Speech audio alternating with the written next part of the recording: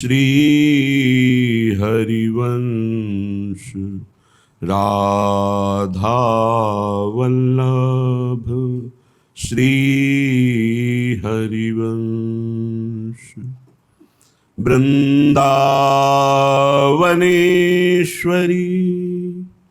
तवैव पदारविन्दम् प्रेमामृतैकमकरन्द रसौघपूर्णम् हृद्यर्पितं मधुपते स्मरतापमुग्रम् निर्वापयत् परम शीतलमाश्रयामि परम शीतलमाश्रयामि।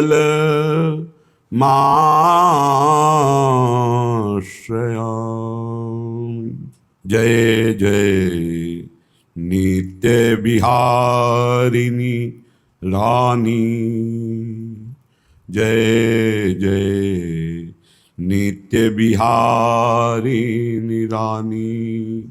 नित्य विहार निरंतर जाको प्रीति परम रुचि मानी। जय जय नित्य विहारिणी रानी, नित्य विहारिणी रानी। जय जय नित्य विहारिणी रानी। आनंद अहलादिनी मिली दो, प्रेम प्रीति रस ठानी। जिनके पद नूपुर कल रोसों शब्द ब्रह्म प्रगटानी। प्यारी जू के श्री चरणों के नूपुरों की झनकार से शब्द ब्रह्म का प्रादुर्भाव हुआ। आ उ मा ओम, इसी से समस्त त्रिभुवन का विस्तार हुआ है। आ ब्रह्म है, जैसे ब्रह्म सर्वत्र व्याप्त है ऐसे हर अक्षर पे आ व्याप्त है। ये प्यारी जू की नूपुरों से प्रकट हुआ है। का खा गा आ सर्वत्र ब्रह्म की उपस्थिति है। प्यारी जू के श्री चरणों की नख कांति का तेज ऐसा प्रबल तेज है, जिस तेज में योगी जन ध्यान करते हुए लीन हो जाते हैं, पर प्यारी जू के चरण तक नहीं पहुंच पाते। ब्रह्म तेज को ज्योति जहां योगेश्वर धरें ध्यान, ताही को आवरण तहां नहीं पावे को जान। उस तेज को भेद कर तेजो रूप निकुंज एव कलयन नेत्रादि पिंड स्थितम, ये आचार्य सहचरी स्वरूप उनकी कृपा से इस तेज को भेदने की जो सामर्थ्य है वो मंत्र से प्राप्त होती है। कल्याण हो जाना, भगवत प्राप्ति हो जाना ये सहज है। नाम जप करते हैं, सतधर्म से चलते हैं, पर प्रिया प्रीतम की सहचरी बनकर उनकी सेवा में निरंतर रहना, समस्त सुखों की खान मोक्ष सुख को भी त्याग कर, लोक लोकांतर के सुख तो मोक्षाभिलाषी ही त्याग देता है, लेकिन प्रियालाल के प्रेम सुख की अभिलाषा, मोक्ष सुख की अभिलाषा का भी त्याग करा देती है। ये केवल निकुंज से जो आए हुए आचार्य रूप सहचरियां हैं, उन्हीं के प्रदत्त मंत्र में इतनी सामर्थ्य है कि तेज का जो आवरण है उसको भी चीर कर, उसको भी पार कर प्यारी जू के गोरे चरणारविंद तक पहुंच पावे। इसलिए यहां कह रहे हैं, आनंद अहलादिन मिली दो, प्रेम प्रीति रस ठानी। जिनके पद नूपुर कल रोसों शब्द ब्रह्म प्रगटानी। भगवान शंकर त्रिकालज्ञ हैं। उन्होंने देखा कि अनेक मंत्रों का प्रादुर्भाव प्यारी जू के नूपुरों की झनकार से हुआ। राधा कृपा कटाक्ष में पढ़ लेना, अनेक मंत्र नाद मंजू। हाँ, नूपुरों के रव, नूपुरों की ध्वनि से जो स्खलित होता है अनेक मंत्र प्रादुर्भाव प्यारी जू के चरण नूपुर से हुए।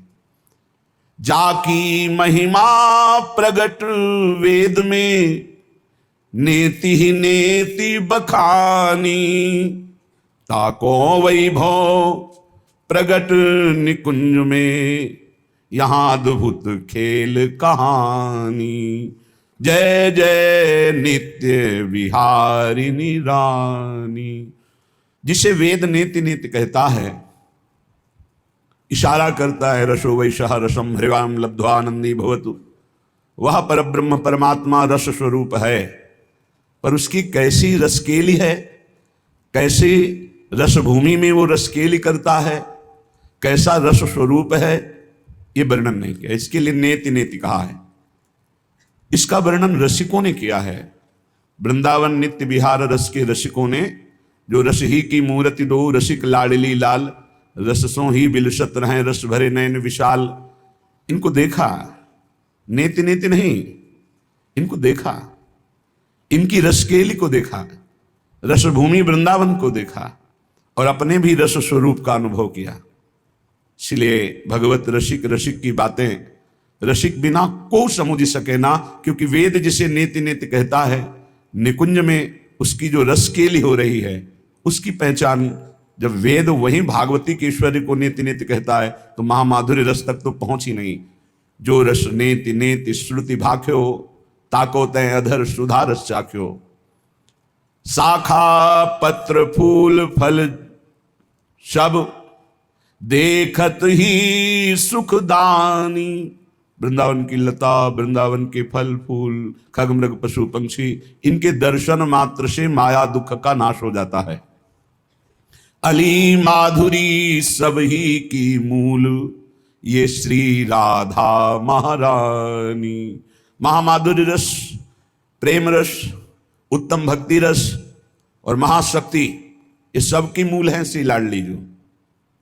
अनंत शक्ति, अपार सामर्थ्य, मूल प्रकृति, आद्या शक्ति, सब इन्हीं के अंश हैं, सब इन्हीं के अंश। कैसे तुम्हें बता, अपनी जो महारानी जो हैं ये सबकी मूल हैं। अली माधुरी सभी की मूल, श्री राधा महारानी। महाप्रभु ने भी कहा है श्रीमद राधा सुधामती, ये जो श्लोक है ना, प्रेमणासन मधुरोज्जल हृदयम श्रृंगार लीला कला वैचित्री परमावधिर भगवता पूज्य कापी शता ईशानी च सची महासुख तनु शक्ति स्वतंत्रा परा श्री वृंदावन नाथ पट्ट महिषी राधे सेव्याम। मेरी सेव्या श्री वृंदावन नाथ पट्ट महिषी, और इन्हीं के अंश से सब महाशक्तियां प्रकट हुई। सबकी मूल श्री राधा महारानी। बड़े भाग्यशाली जिनको श्री किशोरी जी की दया दृष्टि से श्रीधाम वृंदावन का आश्रय मिला, रसिकों का संग मिला, और जुगल नाम, जुगल मंत्र, जुगल उपासना, जुगल सेवा, ये अद्भुत सौभाग्य है। श्रीपाद प्रबोधानंद जी महाराज कहते हैं कि जो दृढ़ता पूर्वक रसिकों का संग और वृंदावन की उपासना का रंग, तो बोले ये नित्या निर्विकारा, वो नित्य स्वरूप को प्राप्त होते हैं। रोज का रोज विकार धीरे धीरे नष्ट होते जाते हैं। ये जो विकार हैं ये उन्माद पैदा करते हैं। प्रमाद स्थिति, प्रमादित कहते हैं करने योग्य कार्य को ना करना और ना करने योग्य कार्य का उत्साह हो जाना, इसे प्रमाद कहते हैं। बहुत खतरनाक है। करने योग्य कार्य में उत्साहहीनता ना करना और ना करने योग्य कार्य में प्रबल उत्साह हो जाना, ये बड़े बड़े बुद्धिमान विवेकियों को भी नीच आचरण में उतार देता है। प्रमाद ये तभी रहता है जब भजन का क्रम टूटता है। आप देख लेना, ना करने योग्य कार्य का जब आपके हृदय में प्रभाव छा रहा हो, तब आप उस समय तो देख ही नहीं सकते। अगर देख ले तो समझ जाए, उस समय नाम नहीं चल रहा होगा, उस समय भगवत विस्मरण हो रहा होगा। बहुत अच्छा साधक है तो ऊहापोह की स्थिति होती, करूं कि ना करूं, अच्छा है कि ना करूं, कैसे वो मन बार बार विषयों की तरफ आकर्षित, सुनना, देखना, भोगना, चखना, ये खाऊं कि ना खाऊं, नहीं खाना उचित है, बाद में तो फिर भजन से सब ठीक ही हो जाएगा। वो अच्छा जो साधक है वो ऊहापोह में फंसता है उस समय। लेकिन जो नाम जापक निरंतर है, कभी प्रमाद की स्थिति उस पर आना भी चाहे तो टिकती नहीं है। जो रसिकों का संग करते हैं, श्रीधाम वृंदावन की उपासना के रंग में है, तो ये नित्य निर्विकाराः, वो अपने नित्य स्वरूप की प्राप्ति के लिए या नित्य स्वरूप में स्थित है, इसलिए निर्विकाराः। रसिक में कोई भी विकार नहीं होता। फिर भी आप भोजन रखो तो अनुकूल प्रतिकूल उसमें ये हटाओ, ये रख लो, ये ऐसा, ये नहीं पता, ये पालेंगे। इसका मतलब क्या अभी उनके अंदर कोई प्रियता है, कोई त्याज्य है? नहीं, ये स्वभाव साधना का है, स्वभाव है साधना का। साधना से स्वभाव उस कोटि का परिपक्व हो गया है कि साधना और शरीर के अनुकूल ही विषय को ग्रहण करेंगे, प्रतिकूल का त्याग कर देंगे।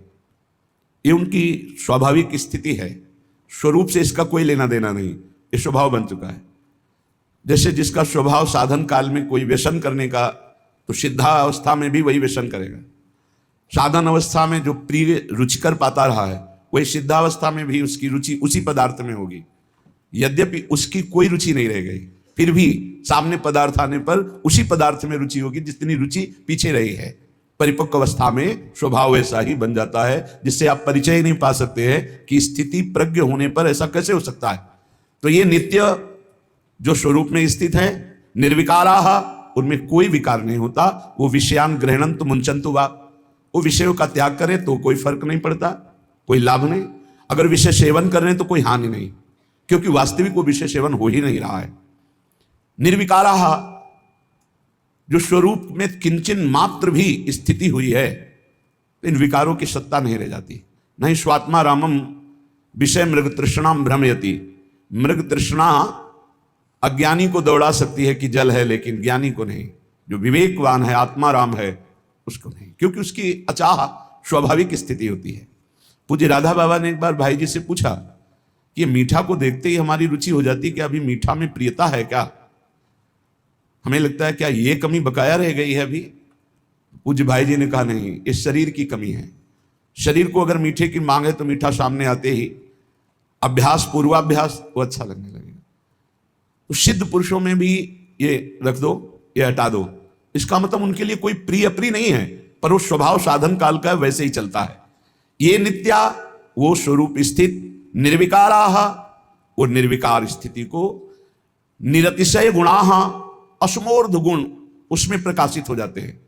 जो श्री भगवान में गुण है वो अंश से उतरते हैं अपने जनों के अंतर्गत। निष्प्रपंच स्वभावा, उनका स्वभाव प्रपंच से अतीत होता है। कितना भी उपदेश कर लो, जो अधेड़ अवस्था तक प्रपंच में रहे हैं, भजन का अभ्यास नहीं किया, हम देखते हैं उनके अंदर केवल प्रपंच वार्ता ही रहती है।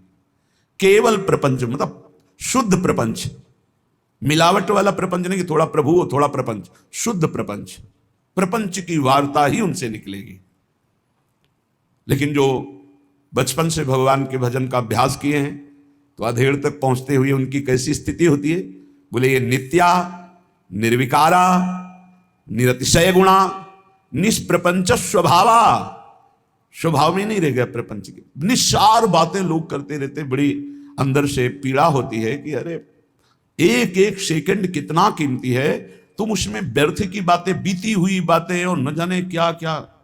प्रपंच का स्वभाव पक्का समझ लीजिए बुढ़ापे में परिपक्व हो जाता है। जिनको ये भाव होना कि अभी हम सब कमा खा के बुढ़ापे में परब्रह्म की प्राप्ति कर लेंगे, बूढ़ा तोता राम राम नहीं रटता, उसको बाल्यावस्था से सिखाया जाता है, जो सिखाया जाता है वही बोलेगा। ऐसे ही तुम्हारा मन जो है जीवन में यदि प्रपंच में लगा लिया तो प्रपंच स्वभावा, अगर श्री भगवान में लगाया तो देखो कितना बढ़िया, निष्प्रपंच स्वभावा। भक्तों के पास बैठो, वही प्रभु का नाम, वही रूप माधुरी, वही लीला माधुरी, वही सिद्धांत की चर्चा, कितना महान जीवन हो जाता है। बोले निरतिशय गुणा, असमोर्ध, भागवतिक सारे सद्गुण प्रकाशित हो जाते हैं। और निर्दोषा, किसी भी प्रकार की दोष वृत्ति भक्तों में नहीं रह जाती परिपक्व अवस्था में। नित्य मुक्ता, वो नित्य जीवन मुक्त महापुरुष होते हैं। कौन? जो वृंदावन का आश्रय, वृंदावन की प्रेम रस उपासना, रसिकों का संग, नाम बाड़ी में चित्त लगाए हुए है। बोले निगम गण समुद्गीत, वेद जिसकी महिमा का गान करते हैं वो उसमें स्थित रहते हैं, रस सिंधु प्रभु में। दिव्यानुभावा, वो दिव्य दिव्य भाव में विचरण करते रहते हैं। श्रीपाद लिख रहे हैं आनंद पारा, अपार आनंद में वे डूबे हुए, संविद रस घन वपुषा, सच्चिदानंद घन स्वरूप उनका सहचरी भाव स्वरूप प्रकाशित हो गया। तो श्री लाडलीजू कृष्ण लालजू भावैक मग्ना, प्रिया प्रीतम के भाव में ही एकमात्र वो मगन रहते। ये स्थिति होती है रसिक महापुरुष की। ये नित्या निर्विकारा निरतिशय गुणा निष्प्रपंच स्वभावा निर्दोषा नित्य मुक्ता निगमगण समुद्गीत दिव्यानुभावा आनंदापार संविद रसघन बपुषा श्री कृष्ण भावैकमग्ना स्थान बंदे शील वृंदावन। मैं ऐसे वृंदावनवासी रसिक महापुरुष की वंदना करता हूं, ऐसे वृंदावन के खगमृग पशु पंछी निर्विकार स्वरूप लताओं की वंदना करता हूं। सर्व सर्वार्थ दातृन, यदि इनका संग हो जाए तो समस्त पुरुषार्थ सहज में प्राप्त हो जाए। अर्थ धर्म काम मोक्ष या प्रेम जो चाहो, रसिकों के संग से, धाम की वास से, लता खगमृग पशु पंछी की कृपा से सब कुछ प्राप्त हो जाएगा, धर्म अर्थ काम मोक्ष। इसलिए श्री वृंदावन मवनी प्रकटम प्रकृते परात् परम सुरसम राधा माधव नित्या क्रीडम संत्यज सर्वमाश्रयत। हे भाई, पृथ्वी में परम पद प्रकाशित हो रहा है। वृंदावन वास कर रहे हैं, मानो हम परम पद में वास कर रहे हैं। श्री राधा माधव की ये नित्य क्रीड़ा स्थली है। इसका आश्रय पुष्ट तभी होता है जब हर आश्रय त्याग दिया जाता है, शरीर का भी आश्रय। अब मृत्यु का वर्ण कर लेंगे लेकिन धाम नहीं छोड़ेंगे। तो आपको सच्ची बताएं, सब ठीक हो जाएगा। नहीं, आपको तो अमुक जगह जाना पड़ेगा तभी आप ठीक होंगे। नहीं जाऊंगा, मुझे ठीक नहीं होना, मुझे मरना है। कुछ नहीं बिगड़ेगा, कुछ नहीं बिगड़ेगा। जो औषधियों में सामर्थ्य है, यंत्रों में सामर्थ्य है, वो अनंत सामर्थ्यशाली भगवत धाम वृंदावन है। यही व्यवस्था बना देगा, बहुत सहज में सर्व दुखों का नाश कर देगा। थोड़ा निष्ठा परिपक्व होनी चाहिए। वृंदारण्य मगण्य प्रभाव मनुभावयन महाभावम गौर श्यामल दंपत्य विचल कंदर्प केलि भजेत अत्यवसेन्द्रियमपि माम सकल विधातोपि संसोच्यम अंगीकरोति राधा केलिवनम चेन महाकृतार्थोस्मि।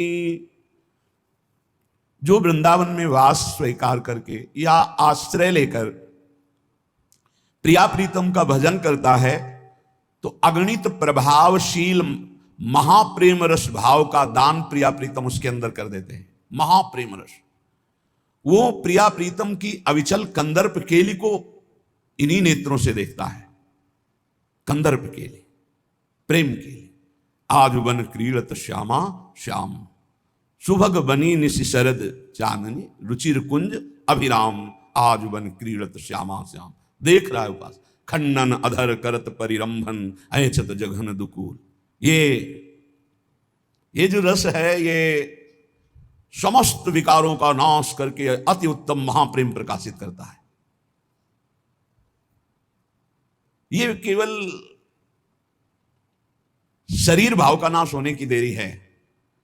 इन्हीं पदों के गायन से शरीर भाव नष्ट हो जाएगा। महाप्रभु ने बताया शरीर भाव कैसे नष्ट होता है। तो कहा थे बचन मिथुन मुख निसरत सुन सुन देह दशा किन भूलो। प्यारे जो अद्भुत रास कर रहे हैं, विलास कर रहे हैं, इसका आप जो गायन करोगे, इसका जो श्रवण करोगे तो आपकी देह भाव नष्ट हो जाएगा। श्रवण सुनत प्रापक रति राधा पद अम्बुज सुकुमार। अद्भुत प्रेम प्रकाशित होगा तो प्रेम का प्रभाव होता है। देह कुटुंब ते जाए छूट सब ही विदिना। तो देहातीत स्थिति पे फिर देखो खन्नन अधर करत परिरंभन चत जगन दुकूल उर्नक पात तिरिछी चितवन दंपति रस समतूल वे भुजपीन पयोधर पर शतवाम दृशा पिहार। ये जो इसकी व्याख्या नहीं हो सकती। ये जो स्थिति है, ये प्यारोडुम क्षमते ने अच्छी सुखादि नाम तो ध्यानगम, इतनी उच्च कोटि की दशा है जहां प्रिया प्रीतम की इस रस केली का स्फुरण हुआ तो दर्शन करने वाला ही नहीं रह जाता। मैं दर्शन कर रहा हूं ऐसा नहीं रह जाता, केलिमय हो जाता है। इसीलिए इसे अत्यंत दुर्लभ रस कहा गया है। बल्लवी सुकनक बल्लरी तमाल श्याम संग लागी रही अंग अंग मनोभिरामिनी बदन जोत मनोमयंक अलक तिलक छवि कलंक छपत श्याम अंक मनो जलद धामिनी।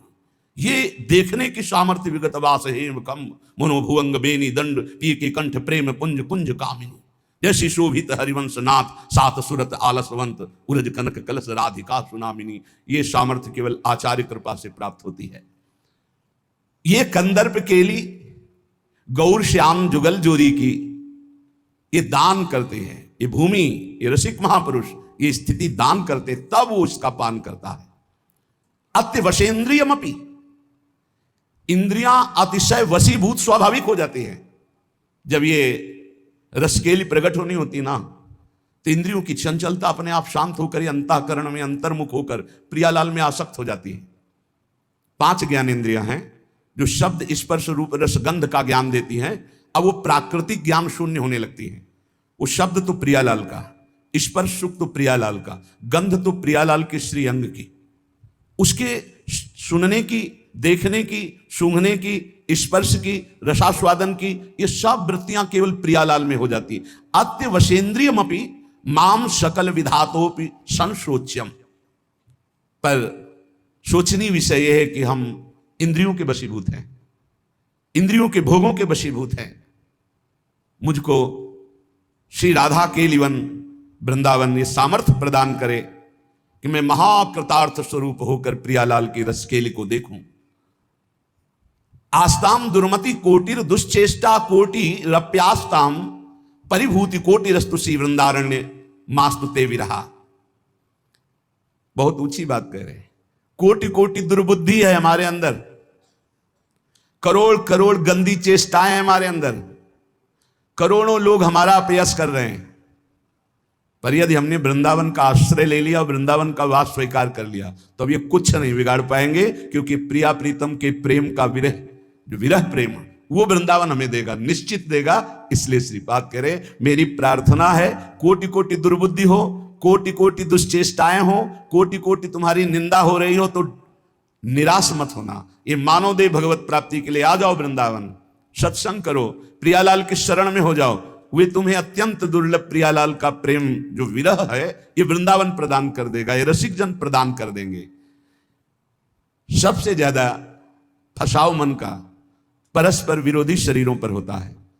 आकर्षण, शरीर भोग की वृत्ति, ये प्रेम रस में डूबने नहीं देती। इसलिए आगे के श्लोक में इसके लिए बहुत निंदा की है। स्त्रीणाम्नि दुष्ट नरके विमूत्र श्लेष मपूयाद्यैः पूर्णे गते पिकरणे स्वावांत वन निवस राधिका रामे।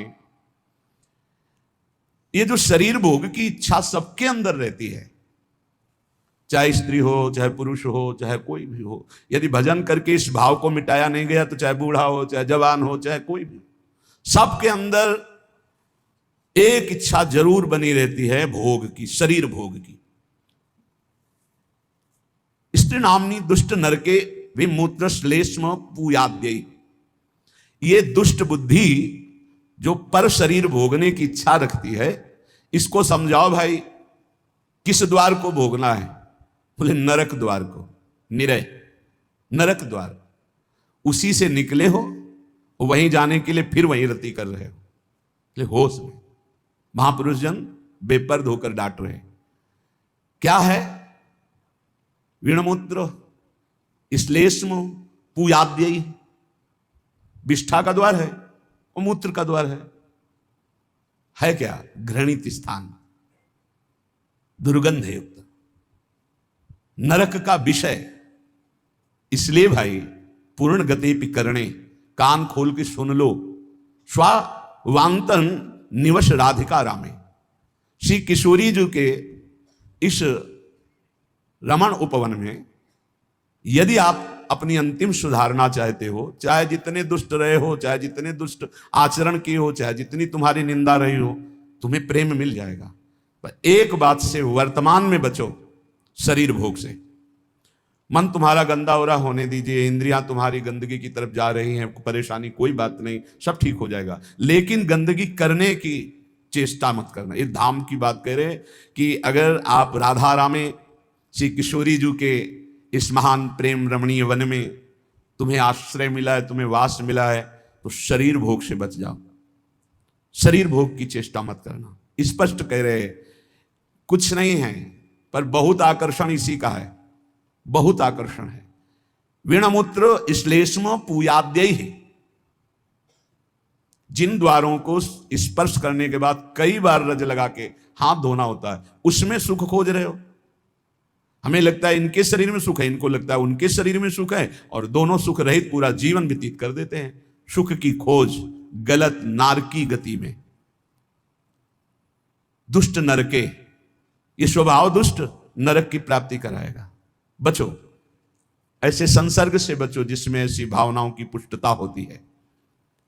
हरिरीति वृंदावन रति विवेक विरतिश्च दुरमुत किरति स्त्री रूपा हरिमाया तदुपर मायाति दूरतो पाया। हरिमाया फंसाती है सबसे जोरदार शरीर भोग में, और धामों में तीर्थों में तो ज्यादा, क्योंकि पाप बने तुम्हारी दुर्गति हो, नरक जाओ। देख लो, जितने भगवान के परम पावन धाम हैं, तीर्थ हैं, इनमें विशेषता शरीर भोग की सुविधा आपको बहुत मिल जाएगी, बहुत मिल जाएगी। बहुत सावधान, आए किस लिए हो, क्या करना है, ये ध्यान देना है। हरिरीति, ये हरि की माया है। हरि माया तदुपर मायाति दूरतो पाया। ये भगवान की भक्ति में, भगवत प्राप्ति में, भगवत धामों में, भगवत तीर्थों में सर्वत्र पाई जाती है, क्योंकि हरि की माया किसी और की नहीं कि आप प्रवेश नहीं कर सकती।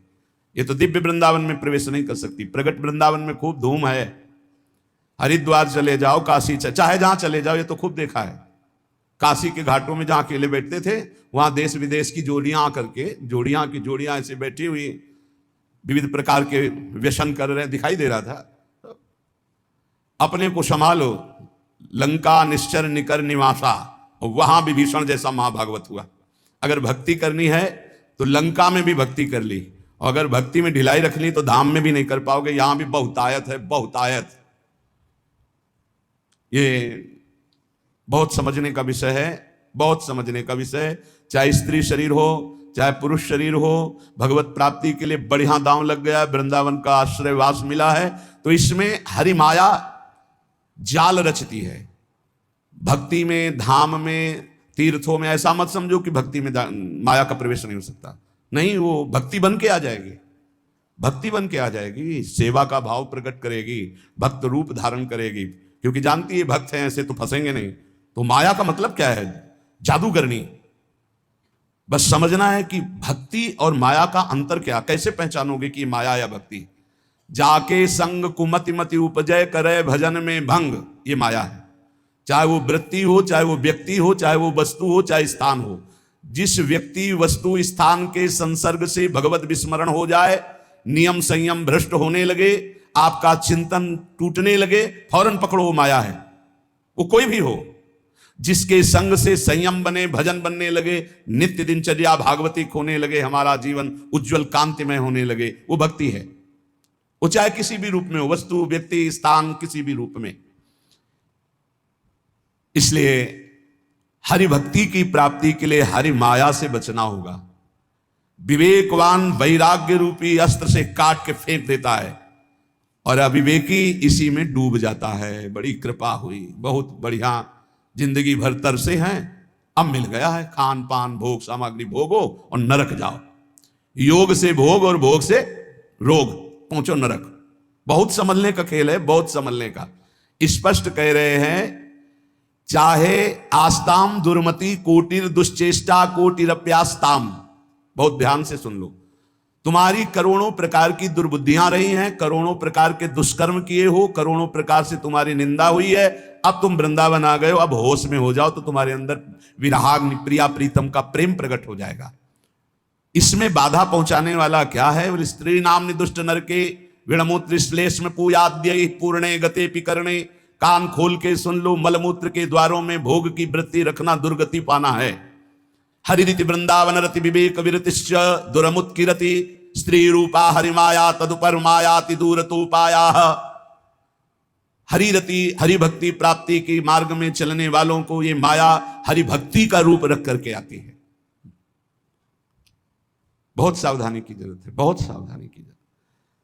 देखो पूतना ने ऐसा रूप रखा था कि हिम्मत ही नहीं हुई यशोदा मैया की या और किसी ब्रजगोपी की पूछ ले कि तुम कौन हो और कहां से आई हो। सब लालजू की तरफ ही इशारा करती जाती, क्योंकि इतनी सुंदरी वैभवशाली साक्षात लक्ष्मी जी मानो आ रही, तो बोले अपने प्रीतम से मिलने जा रहे, इशारा कर दिया, किसी की हिम्मत नहीं हुई। ऐसे ही जब माया किसी बड़े भक्त को छलती है, जब उत्तम साधक को छलने जाती, तो ऐसा वैसा रूप नहीं कि आप ऐसे रोक सको, हर ज्ञान, हर बात, हर उत्तर। फिर तुम्हारी श्रद्धा, तुम्हारी भक्ति किस कोटि की है। अगर विवेक वैराग्य की तलवार से काट सको तो काट सको, नहीं तो तुम्हें काट के रख देगी। यदि हरि का भरोसा है, अहंकार नहीं किए हो तो बचा लेंगे, अगर अहंकार है तो मुंह भरा गिरोगे। देवर्षि नारद जैसे महाभागवतों को भी परास्त करने की सामर्थ्य ये हरि माया रखती है। शिव विरंचिका मोहि को है पुराण, अस जिए जान भजी माया पति भगवान। जो ज्ञानिन कर चित अपरई, बरियाई विमोह बस करई, अज्ञानिन की तो कौन बात। इसलिए उत्तम कुरुते योषिदत् दृष्ट्यैव दुष्ट मदिरेव अतिवन वसति रसक्या, हा वृंदारण्य किन्नु में भविता। जब कोई भोग दृष्टि से किसी माता बहन को देखता है तो मदिरा में उतना नशा नहीं, इतना उसकी बुद्धि भ्रष्ट हो जाती इस दृष्टि मात्र से। इसलिए गोस्वामी तुलसीदास जी ने कहा है, जो चाहे आपन कल्याणा, सुजस सुमत शुभगति शुभ नाना, शो परनार लीलार गोसाई, तजौ चौथ के चंद्र की नाई। जैसे चौथ के चंद्रमा को देखने से कलंक लगता है, ऐसे ही किसी भी माता बहन की तरफ काम दृष्टि से देखोगे मरोगे, मरोगे, मरना परमार्थ से भ्रष्ट हो जाओगे, होश में हो जाए। ये जब बहुत तिरछी चितवन से माताओं बहनों की तरफ जो देखते हैं तो लगता है तुम समझते हो हम बड़े वीर हैं, बड़ी चतुराई से देख रहे हैं। अरे अपने नाश का रास्ता पुष्ट कर रहे हैं, उनका कुछ नहीं बिगाड़ पाओगे। वो हरि माया बलवंत भवानी, वो इतने बल से युक्त है, तुम्हारा चितवन और मुस्कान सब तुम्हारे लिए ही नरक का द्वार बन जाएगी। इसलिए होश में। अरे आए हो अपना काम बनाने की, काम बिगाड़ने आए हो? जहां काम बन रहा है वहीं काम बिगाड़ने आए हो तो तुम्हें विश्व में कहां ठोर मिलेगी। धाम में सत्संग में तुम इधर उधर ताक झांक करोगे। अरे तुम्हें धिक्कार है, दुनिया में ताक झांक करते हो, यहां तो अपनी तरफ झांक लो, यहां तो अपने अंदर झांको कि तुम क्या हो। वही बहिर्मुख वृत्ति, वही अरे जिसको तुम भोगने की दृष्टि से देख रहे हो, जगत भोगता है उसके अंदर, वो देख रहा है तुम्हारा सर्वनाश कर देगा, ऐसी जगह गिराएगा जहां उठने के लायक नहीं रहोगे। हमारी बातें थोड़ी कड़वी लगेंगी, समझ लो। हमसे हजारों गलतियां हुई, हजारों गलतियां हो सकती, लेकिन कहां हुई ये तो ध्यान रखो। धाम में हो, यहां तो थोड़ा दिमाग सही कर लो। कह रहे हैं उन्मत्तमेव कुरुते योषित दृष्टैव। जब हरि माया से आंख मिलाओगे ना, इतने में तो तुम्हारा होश उड़ा देंगे। देख लो, इनकी कह रहे उन्मत्तमेव कुरुते योषित दृष्टैव। भगवान कह रहे मत देखो उधर, नहीं कहते हम बड़े सूरवीर हम देख रहे हैं, तो उनके पास बाण क्या है, जा देखो। अब जाओ, बैठोगे ध्यान में, वही मुस्कुराहट आएगी। बहुत सावधान। शास्त्रवेत्ता जो महापुरुष कहते हैं, तो क्या श्रीपाद ने देखा है क्या? संत जन जो कहते हैं, अभी अब वो प्रक्रिया नहीं पता है, मन को जोड़ दिया तो जैसा तुम्हारे मन में चल रहा है वैसे ही पूरी अपने मन की बात कहते हुए वैसे ही बता देंगे। उन्मत्त में वो कुरते योषित दृष्टि दुष्ट मदिरेव। ये और कोई नहीं है, वही मोहिनी ठाकुर है जिसके तुम दास बनने निकले हो। बड़े प्रवीण बनते हो, वो कहते हैं संभाल के रखो दृष्टि। कैसे संभालो? बोले यो माम पश्यति सर्वत्र सर्वम च मयि पश्यति तस्याहम न प्रणश्यामि सच में न प्रणश्यति। ऐ मेरे साधक, ऐ मेरे दास, मेरे स्वरूप को देखो। एक भी देवता मोहिनी ठाकुर से मोहित नहीं हुआ था, क्योंकि पता था मेरा ठाकुर है। जब किसी माई दाई बहन को देखो तो उसके चरणों की तरफ देखो। गोरे गोरे चरणारविंद मेरी प्रियाजू के, मेरी प्रियाजू की सखियों के बलिहारी है प्रभु। और अगर तुम सूरवीर बन के आंख में आंख मिलाएं तो कह रहे उन्मत्त में वो कुरते योषित दृष्टैव दुष्ट मदिरेव। आपकी बात क्या है? हम एक महात्मा की बात बता रहे हैं। इतना भजन कर रहे थे कि शरीर की शुद्धि नहीं थी, पूरे शरीर में दीमक लग गई थी। शरीर है ये दिखाई नहीं दे रहा था, केवल आंखें बीच बीच में खोल लेते थे तो दीमक झड़ जाती थी। च्यवन ऋषि, उनका नाम च्यवन ऋषि था। बहुत समय हो गया, प्रसंग नहीं पढ़े। तो एक राजा की राजकुमारी अपनी सखियों के साथ उधर से निकली। तेजोमयी आंखें ऐसे ज्योतिर्मयी चमक रही थी। उनका ये बहुत चमकती हुई क्या है ये, और ऊपर से सब दीमक लगी हुई थी। तो ऐसे कांटा टाइप लिया ऐसे तिनका, और ऐसे ऐसे मारा तो उनसे रक्त निकलने लगा। अब वो तो कांप गई कि रक्त कैसे निकला। अब सबके मलमूत्र बंद कर दिए, पूरे राजा से लेकर जितना परिकर जितनी सेना सबके च्यवन ऋषि ने। हाहाकार मच गया। तो उनमें कुछ विद्वान लोग भी साथ थे, उन्होंने कहा किसी ब्रह्म ऋषि का अपराध है। ढूंढा गया अपराधी कौन है, यहां वन में किसी ऋषि का अपराध। तो राजकुमारी ने कहा कि अगर कोई ऐसी बात है तो मेरे द्वारा अपराध शायद बना है।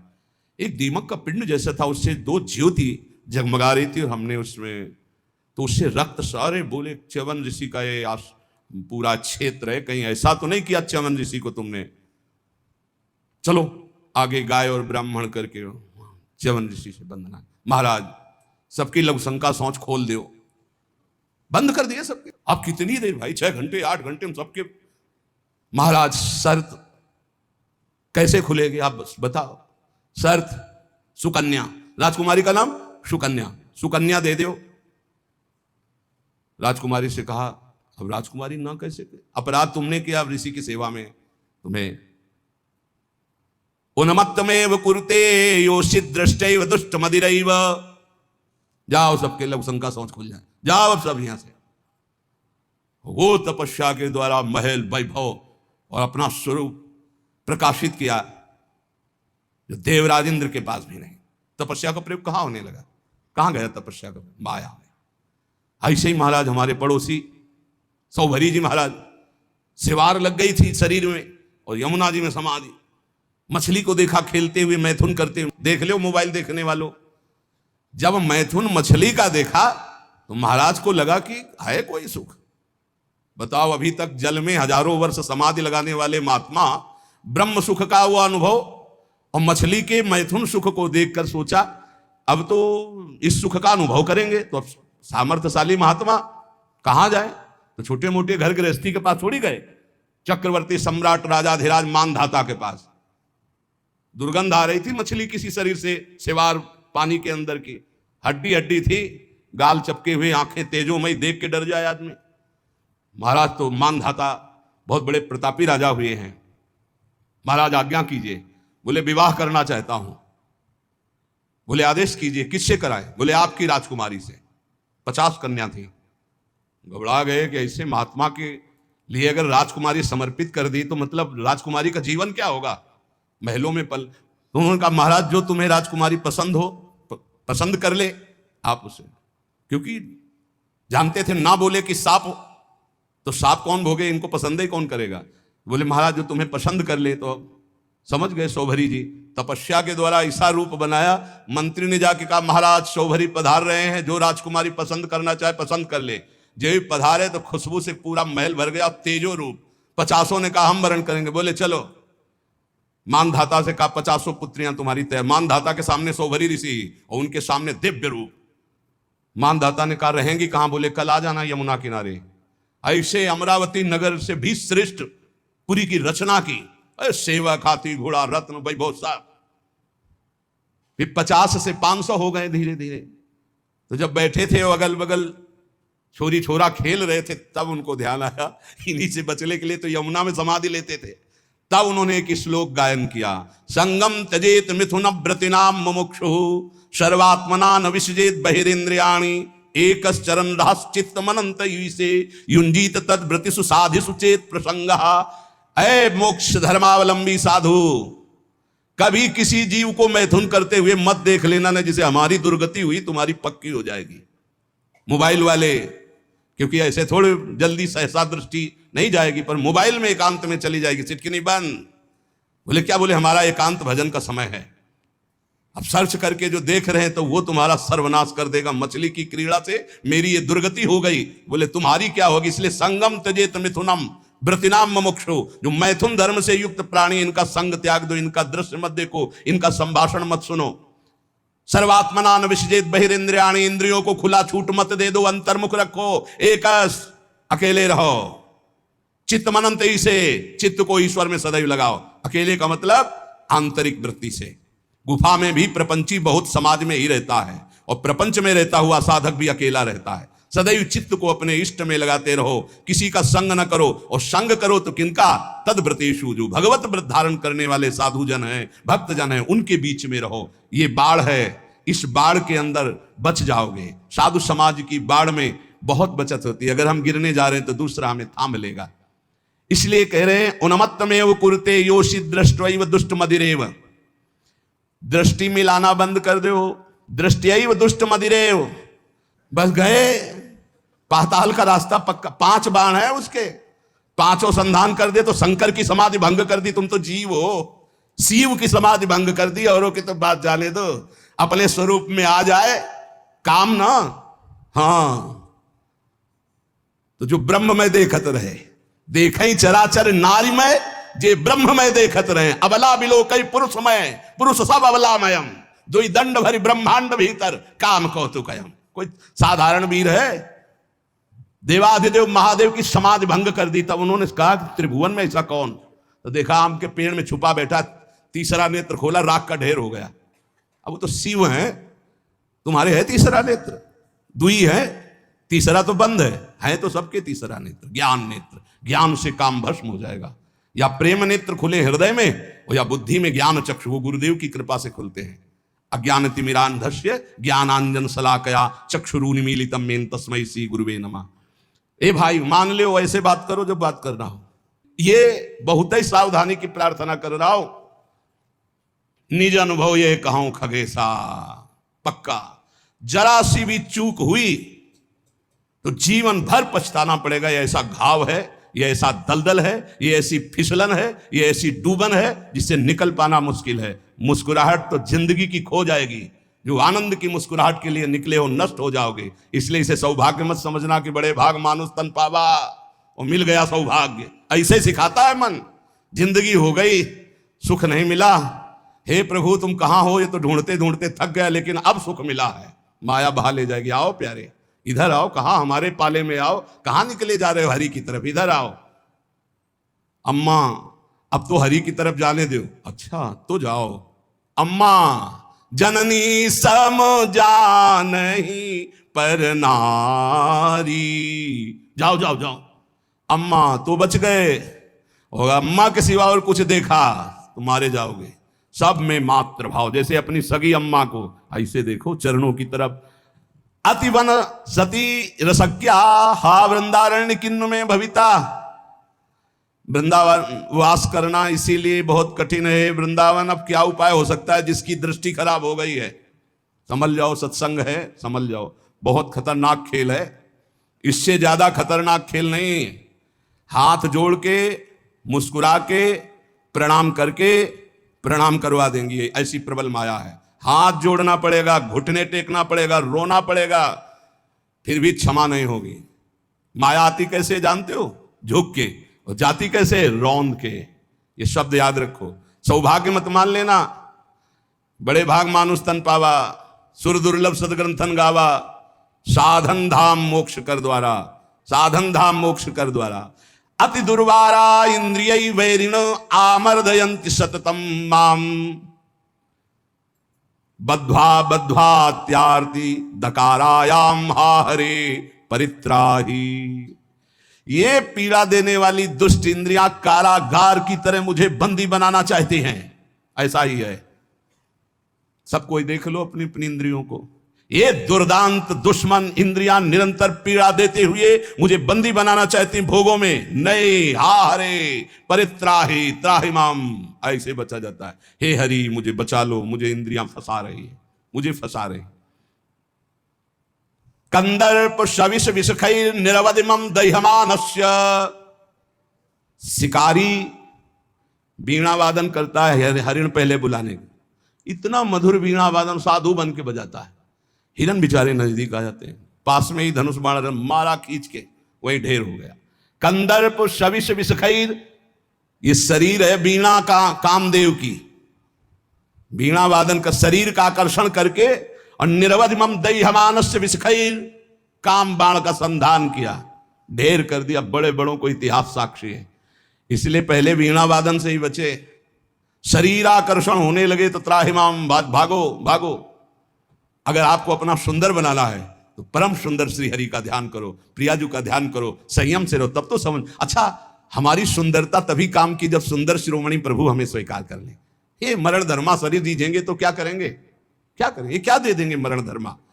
इसलिए अति दुर्वारा इंद्रिय वैरिण आमर्दयंती सततम माम। गौर से देखो तो प्रभु दिखाई देने चाहिए, अन्यथा कुछ नहीं है इनमें। कौन सा सुंदर रूप है, कहां सुंदरता है, कहां सुंदरता रह गई है।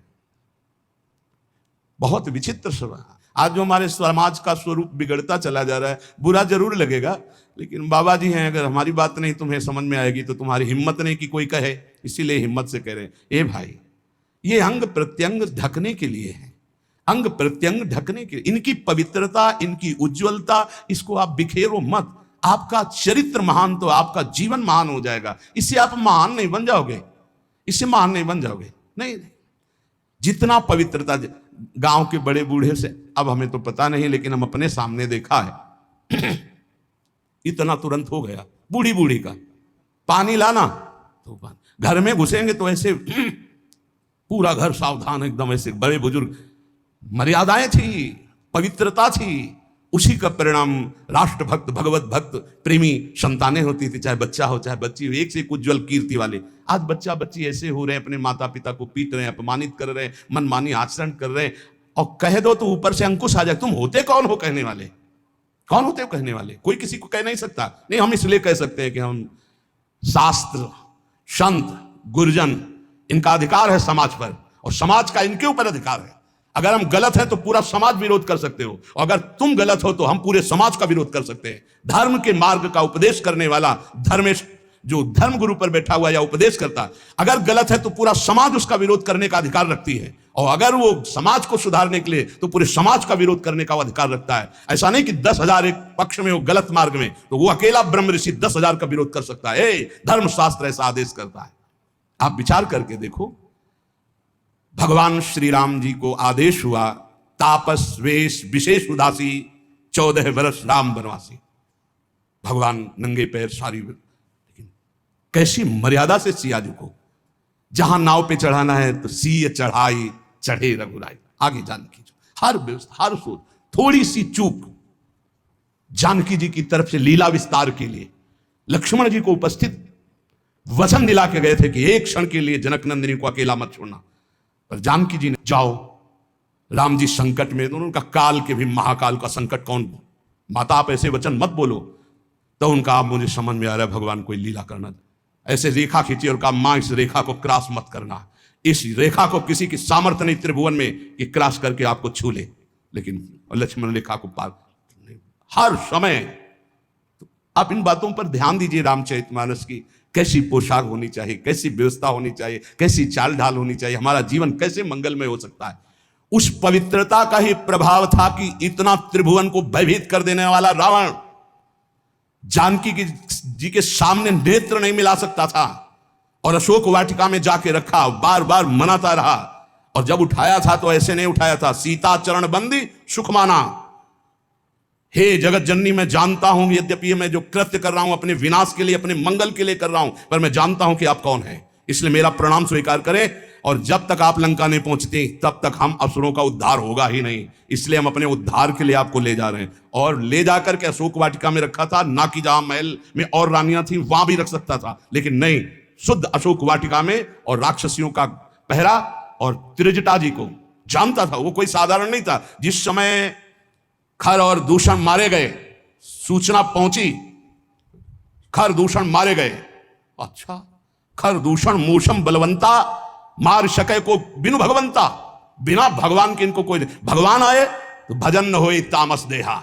मैं राक्षसी स्वभाव का, तामसिक वृत्ति का हूं, भजन तो होगा नहीं। अब कैसे इनसे, अब इनसे मन वचन कर्म से बैर करूंगा, और बैर के द्वारा परम पद प्राप्त। और ऐसा दृढ़ निश्चयी कि जब गर्दन अंतिम में कटी तो कहा राम रन हतो पचारी, श्रद्धा से लई बैर से पुकारा, कहा राम रन हतो पचारी।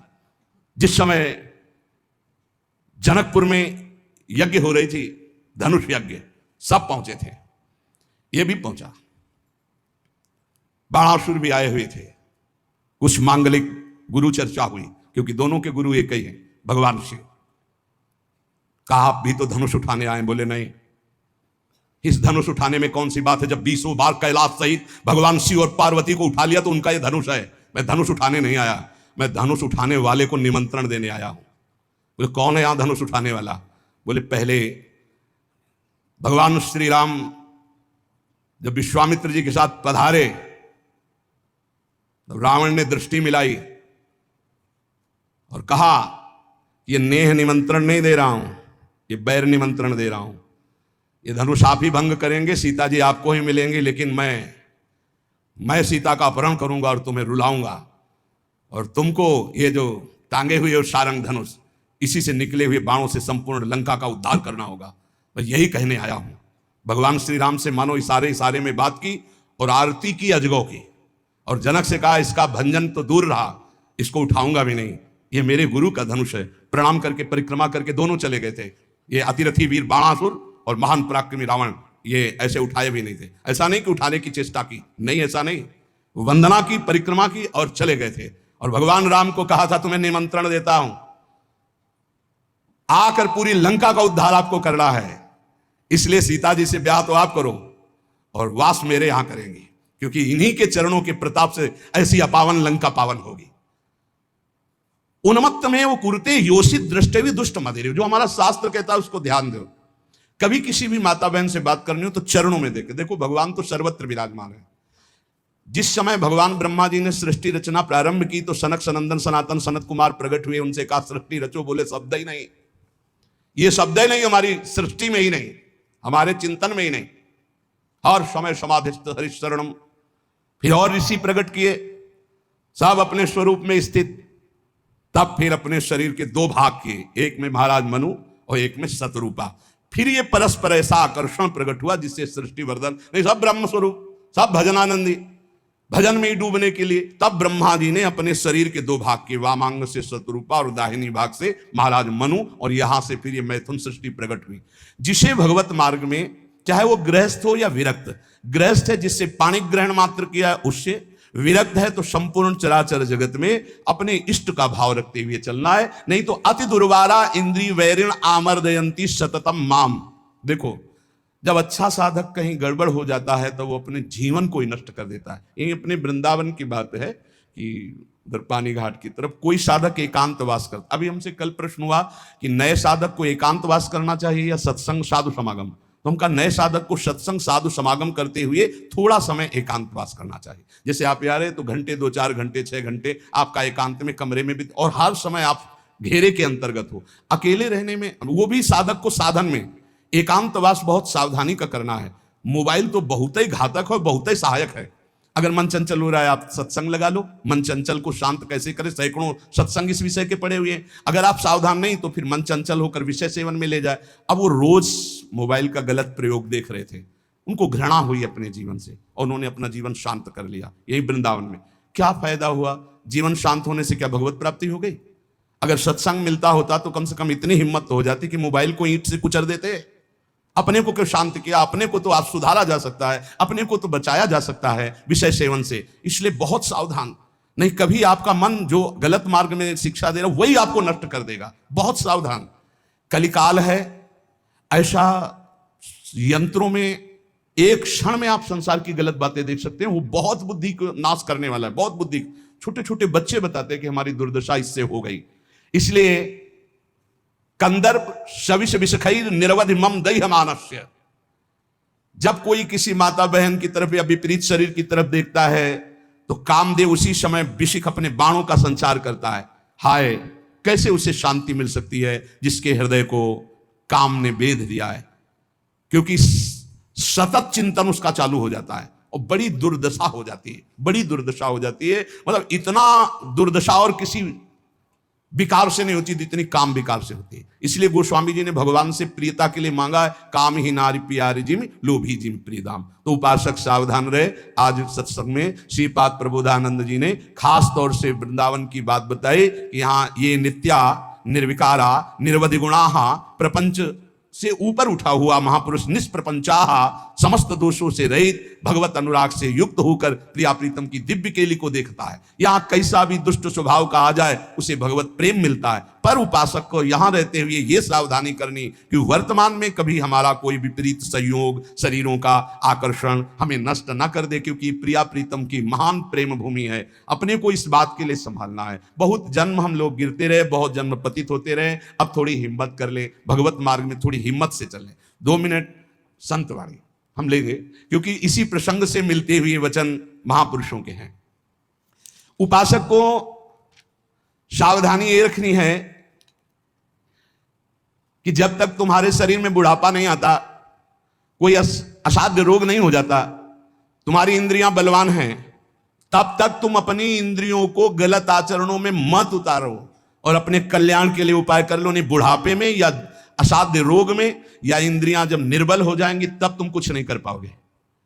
जो मनुष्य दूसरे प्राणियों के शरीरों की हिंसा करके या हिंसा करवा के या हिंसा का अनुमोदन करके अपने शरीर को पुष्ट करता है, जैसे पशुओं को लाके काट के फिर खाना, बोले हम काटते तो नहीं, दुकान से ले आते हैं, तो दूसरा हम लाते भी नहीं है, मंगवा लेते हैं, तीनों को बराबर नरक मिलेगा। कर्ता प्रेरक अनुमोदन, प्राणियों की हिंसा करना, हिंसा करवाना, हिंसा का अनुमोदन करना, ये स्वभाव भगवत मार्ग से बिल्कुल विपरीत ले जाएगा।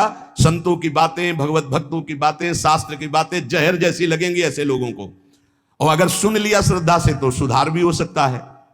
किसी भी तरह से किसी भी जीव को मार करके खाना जो हमारे शास्त्र के विरुद्ध है, वो तुम्हारे लिए हिंसा बहुत बड़ा पाप होगा। जीव तो सब में है, जीव बिना जीवे नहीं। मूरी में भी जीव है, गाजर में भी जीव है, आलू में भी जीव है, अरहर के पेड़ में भी जीव है, उर्द के भी पेड़ में, गेहूं के भी पेड़ में, लेकिन वो हमारे खाने के लिए शास्त्र सम्मत है। लेकिन ये दूसरे अन्य जीवों के मारकर खाने की बात मानव शरीर के लिए नहीं, राक्षसी भाव के लिए, जो राक्षस है उनके लिए है। संसार में जितने भी जीव हैं, मन से, वचन से, शरीर से जब किसी को दंड नहीं दिया जाता तो अपने सारे पाप नष्ट होने लगते हैं और उसे कोई भी दुख भोगना नहीं पड़ेगा। उसके दुख देने वाले पाप कर्म क्षय हो जाते हैं। सभी जीव को चाहिए कि ये बात समझ लें, सब यहां जीना चाहते हैं, सब अपने शरीर को सुखी रखना चाहते हैं। अगर किसी भी प्राणी को तुम मारते हो या उबालते हो या खाते हो तो तुम्हारा नाश निश्चित है, तुम्हारी दुर्गति निश्चित है। अपने स्वार्थ के लिए काम से, क्रोध से, भय से यदि किसी को पीड़ा पहुंचाते हो, काम से, चार लोग मिलकर किसी के साथ ऐसा अभद्र व्यवहार करना या मार देना या ऐसा कर देना, तुम ये सत्य समझ लीजिए कि तुम्हारी दुर्गति पक्की है। ये महापुरुषों के वचन है। जो श्रेष्ठ परोपकारी, निश्चय पूर्वक दूसरों के दुख को दूर करने की बात करने वाले हैं, वही मानव जीवन धारण करने का लाभ लेते हैं। क्रोध से, लोभ से, भय से या हास्य से भी पापकारी बात कभी मत करो। पाप वाली बात हंसी मजाक में भी मत बोलो। जो साधक आत्मज्ञान प्राप्त करना चाहता है उसे चाहिए सत्य बोले, परमित बोले, थोड़ा बोले और संशय रहित बोले, परिपूर्ण स्पष्ट बोले, अनुभूत बोले और वाणी को चंचल ना होने दे, मर्यादा से बोले। ऐसा बोलने वाला साधु परमार्थ की उन्नति को प्राप्त होता है। सत्य बोले, थोड़ा बोले, संशय रहित बोले, परिपूर्ण स्पष्ट शास्त्र सम्मत बोले, जो बोले अनुभव से बोले, वाचालता रहित होकर बोले, वो परमार्थ का पथिक होता है। जो भाषा सत्य है पर कठोर है, दूसरे को दुख पहुंचा रही है, बड़ी रूखी बात है, वो नहीं बोलनी चाहिए। जिसे आत्मशोधन करना है उसे ब्रह्मचर्य रहना ही है, इसीलिए इसको शुरू किया। जिसे ब्रह्मचर्य रहना है उसे शरीर को चिकना बनाना, श्रृंगार करना, यह सब छोड़ देना चाहिए। काय को इसको अभी कुछ दिन बाद शरीर छूट जाएगा, फिर लकड़ी में जलेगा भाई। चाहे जितना इसे पाउडर लगा लो, चाहे जितना इत्र छिड़क लो, आग में जलेगा कुछ दिन। बोले कुछ दिन क्यों, अभी तो हम 30-40 साल ऐसे निकल गए। ऐसे अब पता नहीं 30-40 साल है कि नहीं है, ऐसे निकल जाएंगे। ब्रह्मा जी के यहां कमल की पंखुड़ी में जितने में सुई छेदो उतने में 1 वर्ष हो गया। अपने 100 वर्ष कितने हुए, 100 बार ऐसे ब्रह्मलोक में करे तो हो गया। अपने शरीर को ज्यादा श्रृंगार, सुख, सुविधा, प्यार मत दो। जितने से भजन बन जाए, धर्म बने, उतना ही दो। स्त्रियों का काम भाव से स्पर्श करना, संभाषण करना, देखना छोड़ दे। यदि आत्मशोधन करना है स्त्री साधक को पुरुष साधक से, काम भाव से, कैसे, किसी भी तरह से। बहुत सावधानी का विषय से आपको खुद निर्वाह करना है, कोई दूसरा निर्वाह करने वाला नहीं, दूसरे को सफाई देने की जरूरत नहीं। तीसरी बात, पहला है शरीर का श्रृंगार, दूसरा है स्त्रियों से संसर्ग, संभाषण, बातचीत आदि आदि। तीसरा है पौष्टिक और स्वादिष्ट भोजन। ये महान भयंकर हैं 3 बातें जो साधक को नष्ट कर देती है। शरीर का श्रृंगार करना, माताओं बहनों से काम भाव से युक्त होकर के इस तरह का व्यवहार, बातचीत, ऐसा आप सफाई पेश कर सकते हैं। भैया सफाई पेश करने की बात नहीं, आप खुद देख लीजिएगा। आपका अगर दृष्टि ठीक है, आपका भाव ठीक है, आपका व्यवहार ठीक है भगवान को साक्षी करके, तो कोई दोष नहीं है। लेकिन यदि आप अंदर से दूषित हैं तो आप बचिए। और स्वादिष्ट बलिष्ठ भोजन, आत्मशोधन करने वाले उपासक को जरूरत नहीं, कोई जरूरत नहीं। ये घी, रबड़ी, रसगुल्ला, दूध और ये बादाम, पिस्ता, ये गृहस्थों के लिए बने, ये भगवत मार्ग के पथिकों के लिए नहीं। उनके लिए नाम रूपी बल और ब्रह्मचर्य का महान ताकत, एक अद्भुत बल, एक अद्भुत उत्साह, एक अद्भुत तेज बना रहता। बादाम में थोड़ी है, हलवा में थोड़ी है। बादाम हलवा खा के तो बेकार हो जाओगे। शुद्ध सात्विक थोड़ा अन्न एक बार डाल लिया शरीर पोषण के लिए, बस जल, व्यायाम, प्राणायाम, ब्रह्मचर्य, इससे बहुत बड़ा बल प्राप्त होता है। हमें निरंतर मन को वश में करना, मन को वश में करने के लिए ये शारीरिक बल की जरूरत नहीं है। शारीरिक बल तो अपने आप बना रहता है। उत्साह, एक आत्मिक शक्ति, एक बल, एक अलौकिकता रहती है। ये निकृष्ट आचरण करने से नहीं। स्वादिष्ट और पौष्टिक भोजन की कोई आवश्यकता नहीं ब्रह्मचारी के लिए कि 5 चम्मच उसमें दाल में घी डाल के और सब कर, फिर कैसे हजम करोगे। तपस्वी उपासक को चाहिए स्त्री के रूप की तरफ, उसके हास्य की तरफ, उसके मधुवचन की तरफ, उनके संकेत की तरफ, उनके हाव भाव की तरफ, या स्त्री उपासक को चाहिए पुरुष के ऐसे परस्पर चितवन को ना देखे, ना चिंतन करे, ना देखे, ना चिंतन करे। परस्पर विरोधी शरीर को राग पूर्वक देखना, उनके अंग प्रत्यंगों का चिंतन करना, उनकी बातें करना, ये ब्रह्मचर्य कदापि नहीं रह सकते जो ऐसे आचरण वाले लोग हैं। ब्रह्मचर्य व्रत में रत रहने वालों को अत्यंत सावधानी पूर्वक अपनी इंद्रियों को दर्शन, संभाषण, चिंतन से बचाना है। जो भिक्षुक ब्रह्मचर्य का आनंद प्राप्त करना चाहता है उसको अच्छे अच्छे पदार्थों के स्वाद पाने वाली जिह्वा पर काबू करना होगा। हाँ, ये जवानी जो है ये व्यतीत होनी चाहिए तपस्या में, जलने में व्यतीत होनी चाहिए, तो बुढ़ापा में वर्षा हो जाएगी। गर्मी की बात वर्षा आती है ना, जलोगे तपोगे तो वर्षा हो जाएगी। और अगर पहले ही भीजे भोगों में पड़े रहोगे तो बुढ़ापा में सड़ोगे। फिर ध्यान रखना, पक्की बात समझ लो। सड़ना जानते हो किसे कहते हैं? अगर ध्यान हो आपको हितधाम में, एक 70-75 वर्ष के वयोवृद्ध वेशधारी जो बोल रहे थे, तो हम दोबारा पुनरावृत्ति नहीं करेंगे बोलने की, वो बोल रहे थे, आप लोगों को ध्यान होगा कि महाराज बचा लीजिए, 75 साल का हूं, ऐसे से ऐसा ऐसा ऐसा। इसलिए ब्रह्मचर्यरत भिक्षुक को चाहिए किसी भी विपरीत शरीर से परिचय न ले, एकांत मिलन की बात ना हो, किसी भी तरह से अपने मन की कमजोरी सामने वाला ना जान पावे। ब्रह्मचर्यरत भिक्षुक को चाहिए कि वासनावर्धक, पुष्टिकारक भोजन, पेय, वार्ता, दृश्य, इनका परित्याग कर दे। जैसे बहुत ज्यादा ईंधन हो तो अग्नि उतनी ज्यादा बढ़ेगी, ऐसे जितना पौष्टिक आहार करोगे उतने काबाग्नि बढ़ेगी। शरीर का श्रृंगार, शरीर की शोभा, शरीर को सुख आराम देने की भावना वाला कभी ब्रह्मचारी नहीं हो सकता। बहुत सावधान। जब भगवत मार्ग में चले तो अंगूठी की जरूरत क्या है? जब भगवत मार्ग में चले हैं तो किसी भी तरह के आभूषण की जरूरत क्या है? भगवत मार्ग में चले हैं तो कंघा की जरूरत क्या है? भगवत मार्ग में चले हैं तो चिकनाहट लगाने की जरूरत क्या है? सजाने की जरूरत क्या है? वैसे ही तेजों में सजे रहोगे। दो ही प्रकार से भगवत मार्ग में रहने वालों की पद्धति है, या तो पूरे बाल मुड़वा दे या पूरे बाल रखे 10-20 वर्ष बनाए रखो फिर मुड़वा दो, या पूरे जीवन बनाए रखो, और या फिर 2-2 महीने 4-4 महीने के नियम में उनका मुंडन कराते रहो। ये कंघा लगाना, ये सेटिंग करना, फिटिंग कर, ये सब नहीं है। बांध लगोटा बचा के इंद्री कभी न देखा पर नारी, और भिक्षा के टुकड़े खा करके चढ़ी परमार्थ की तैयारी। आंख उठाकर किसी की तरफ नहीं देखा, काछ वाच मन निश्चल राखे, धन धन जननी तेरी रे, फिर आगे चलकर प्रकाशित हो जाओगे। बहुत सावधानी की जरूरत है और व्यायाम अत्यंत आवश्यक है। यह नहीं कि हम बहुत सेवा करते, नहीं। अरे ब्रह्मचर्य को पचाने के लिए 1 घंटा व्यायाम की जरूरत है। दवा कोई वर्जिश से बेहतर नहीं, नुक्सा है कम खर्च, बाला नसेन शक्ति बढ़े, फुर्ती लहे, चोट न अधिक पिलाए, अन्न पचे चंगा रहे, कसरत सदा सहाय। कम से कम 1500 दंड बैठक मारियो, फिर 2-4-6 घंटे पद्मासन सिद्धासन में नस नाड़ी एकदम शुद्ध, तब वो ब्रह्मचर्य लगना चाहिए कि ब्रह्मचारी जा रहा है। ये पानी से शुद्ध हो जाओगे, पानी से केवल, जैसा घी लगता है ऐसा पानी लगेगा। प्राणवायु का संशोधन करके प्राणायाम कह नहीं रहा है, हफ्ता भर भोजन नहीं मिला, गंगा जल से काम चलता रहा है। जब कभी कहीं मिल गया तो फिर 30-35।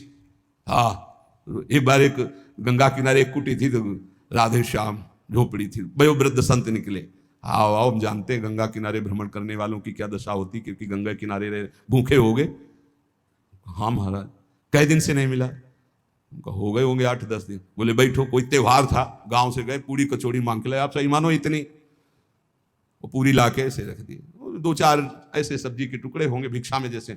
हमें ये भी ध्यान नहीं रहा कि इनके लिए पूछे, पूरा राधे श्याम। जब पा चुके गंगा जल, हमका महाराज आप, बोले हमें पता है, हम शाम के फिर ले आएंगे। बोले हमें पता गंगा किनारे कैसे होते, क्योंकि फिर पता नहीं कई दिन में मिले और कई दिन बाद मिला था।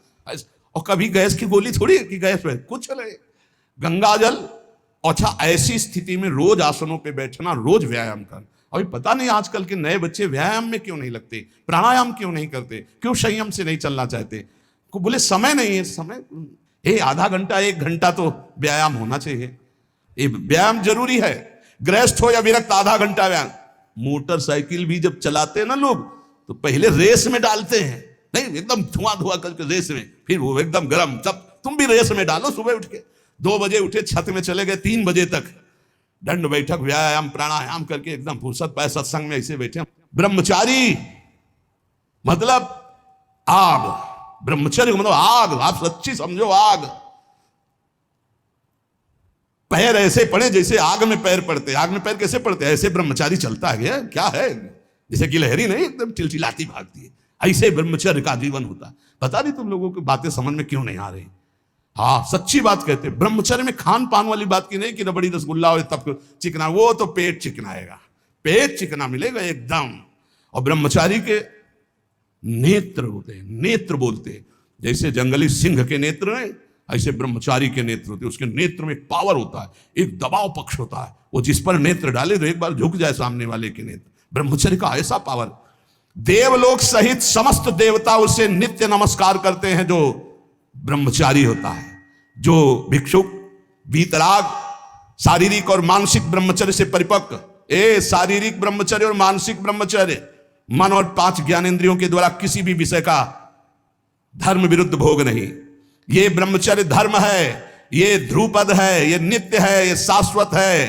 पूर्व काल में कितने महामुनि इससे सिद्ध हो गए, इसलिए वर्तमान में और भविष्य में भी जो शुद्ध ब्रह्मचर्य का पालन करेगा वो परम पद का अधिकारी होगा। हिंसा, झूठ, चोरी, मैथुन और परिग्रह और रात्रि का भोजन, जो इनको छोड़ देता है वही भिक्षुक सिद्ध होता है। फिर सुन लीजिए, हिंसा मन वचन कर्म से किसी भी जीव की नहीं। झूठ बिल्कुल नहीं बोलना, चोरी किसी की नहीं करना। चोरी का तात्पर्य है अगर किसी का खेत है, किसी की वस्तु है, किसी का अधिकार है, हम बिना पूछे नहीं छुएंगे। अगर वो दतून भी लेनी है और किसी के दरवाजे पे पेड़ है तो हमें इंतजार करना होगा। अगर पता चल रहा है कि गांव समाज की जमीन है, सरकारी जमीन है, किसी का अधिकार नहीं, तो हम उस वृक्ष से भिक्षा मांगेंगे, हमें एक दतून दे दीजिए। ऐसे नहीं है कि हम किसी वस्तु को स्वतः, जैसे गंगा किनारे बारी होती है और उनसे से आप फल तोड़ करके खा रहे हैं तो आप चोर हैं, ये नहीं कह रहे हमारा नहीं। किसी की कोई भी वस्तु बिना भिक्षा किए नहीं लेना है। आगे है मैथुन का पूर्ण त्यागी वीतराग परमहंस, बैरागी, किसी भी तरह के अष्ट मैथुनों में से एक भी नहीं। और परिग्रह, दान नहीं, इसीलिए भिक्षा शब्द है। तुम हमें दे रहे हो, हम नहीं लेंगे, हमें जरूरत होगी हम मांग लेंगे, हम भिक्षुक हैं। ये उपासकों की, अच्छे जो उपासक उनकी रहनी होती। ले 100 रुपया नहीं जरूरत है हमें, आधा घंटा बाद जरूरत होगी तो हम किसी से मांग लेंगे। भाई अगर हमें जहां लगेगा तो हम 5 लोगों से मांग लेंगे अगर जरूरत है, लेकिन हम तुम्हारे देने पर नहीं लेंगे। तुम्हारे देने पर दान होगा, हमारे लेने पर भिक्षा होगी। हमें जब आवश्यकता होगा, जहां से श्री जी प्रेरित करेंगे, मांग लेंगे, हमें नहीं चाहिए। हिंसा, झूठ, चोरी, मैथुन, परिग्रह और रात्रि का भोजन, ये साधक कभी रात्रि में भोजन न करे। और सूर्य अस्त होने के 30 मिनट पहले या 30 मिनट बाद, बस इसके आगे नहीं जाना चाहिए। जिसको ब्रह्मचर्य रहना है, साधना में रहना है, एक 9, 10, 11 बजे आराम से आपको बतरा के अच्छे अच्छे पदार्थ पा रहे हो, ये सब साधना के खिलाफ बात है। अगर इस समय भोजन नहीं होता, 4, 5, 6 सूर्यास्त के 30 मिनट पहले और 30 मिनट बाद तक, फिर आप पानी पी के काम चलाओ या दुग्ध ले लो 200-250 ग्राम। भोजन भरपेट मत करो, क्योंकि हमें 1 बजे रात्रि से जगना है, 2 बजे रात्रि से जगना है, हमें साधना में लगना है। और ठस 11 बजे तक यहाँ पा लिए तो 10-11 बजे तक के लिए वो प्रमाद स्थिति पैदा कर देगा। रात्रि का भोजन निषेध है साधु के लिए। या तो सूर्यास्त होने के पहले या बस सूर्यास्त होने के बाद ही 30 मिनट बाद तक, मतलब 7, बहुत बहुत अधिक 7:30 8, इसके आगे नहीं। 9 10 11 12 ये सब नहीं। गृहस्थों की बात अलग। वीतराग परमहंसों का हमने स्वभाव देखा है, सूर्यास्त होते होते जो कुछ, बस फिर इसके बाद शांत। ये रात्रि को भोजन तो एकदम निषेध है, 8 के बाद तो पाना ही नहीं चाहिए, ये नियम बना लो। क्योंकि अपनी दिनचर्या में या तो ऐसा कुछ विधान करो, हमें लगता हो जाता होगा सर, हाँ ये मतलब ये सावधानी की जरूरत इसमें मना किया गया है। और ये वैसे भी अपनी दिनचर्या में नहीं बन पाएगा। रात्रि के 12:30 1 बजे जगना है और आपने 9 10 11 बजे दबा के पा लिया तो कैसे जग पाओगे, फिर नहीं चल पाओगे। ये 5 कारण होने पर, उपदेश मिलने पर भी वो अपने जीवन में नहीं उतार पाता है। अभिमानी होने से, क्रोधी होने से, प्रमादी होने से, असाध्य रोगी होने से या भोगी होने से। ये 5 दोष होने के कारण गुरुजनों के उपदेश अपने जीवन में नहीं उतार सकता। अभिमानी होने से, क्रोधी होने से, प्रमादी होने से, असाध्य रोगी होने से या भोगी होने से।